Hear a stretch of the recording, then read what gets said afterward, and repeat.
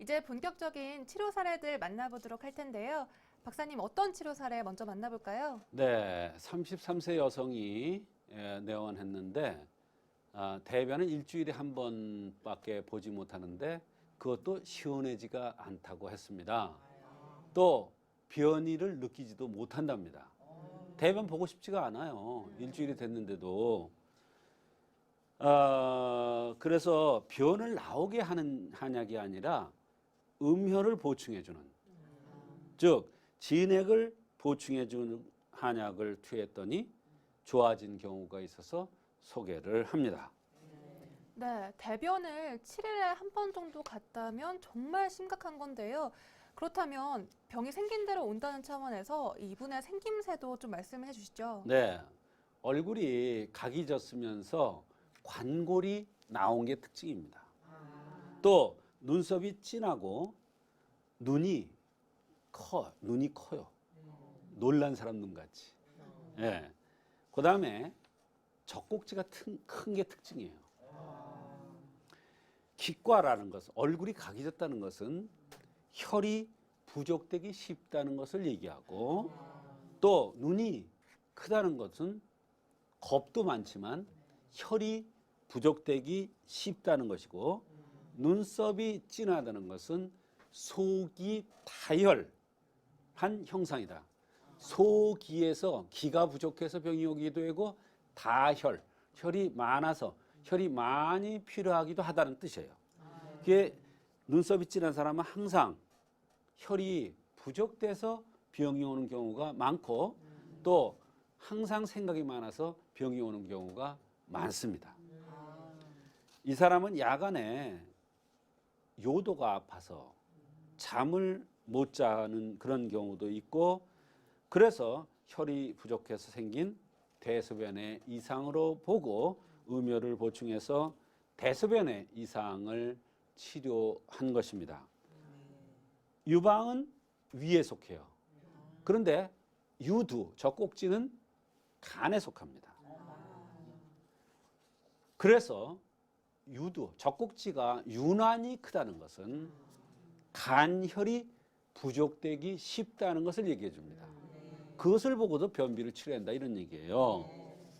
이것이 바로 이와 같이 생긴 모습이 바로 이 사람한테는 변비를 치료해 주는 아주 결정적인 역할을 한 것입니다.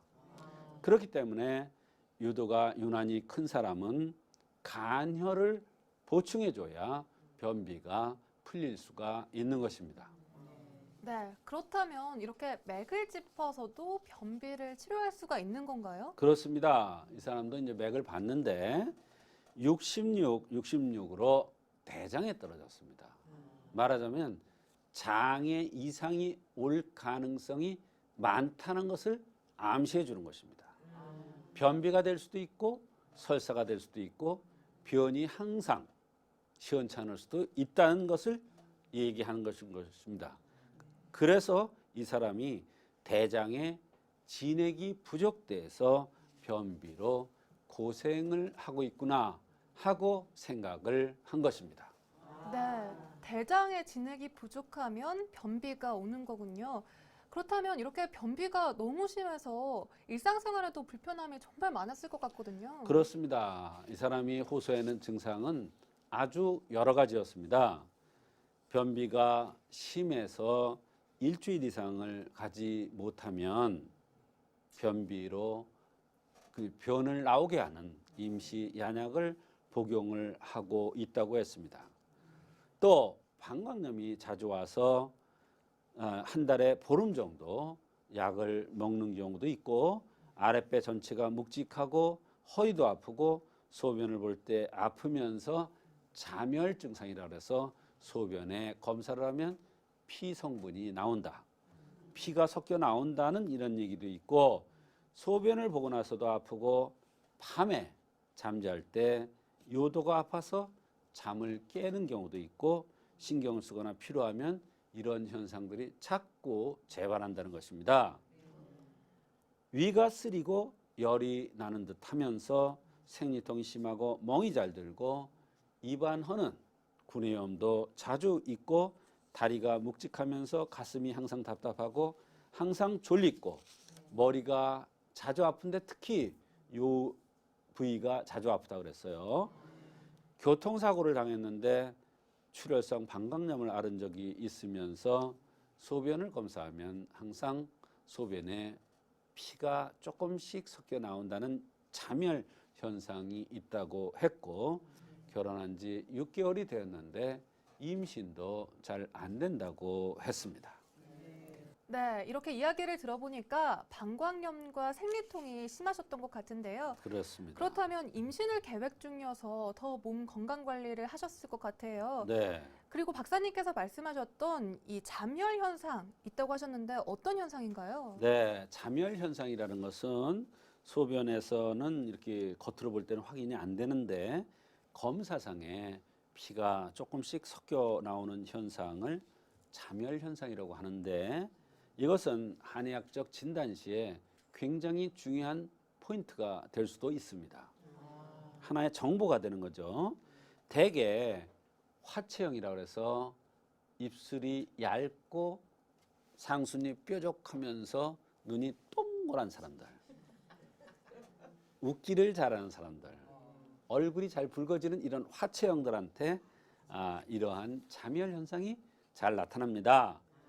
이 여성이 변비로 고생하는 것과 방광염이 자주 재발하고 소변을 보고 나서도 요도 끝이 아프다는 것, 또 특히 밤에 요도 끝이 아파서 잠을 못 잔다는 것이 변비를 치료하는데 결정적인 원인 제공을 해 주었습니다. 소변 시에 피가 나오는 경우, 아프지 않은 경우가 있는데, 소변에 피가 나오는 경우에 아픈 경우와 안 아픈 경우를 따로 해석을 합니다. 아프면 혈림이라고 그래요. 안 아프면 요혈이라고 합니다.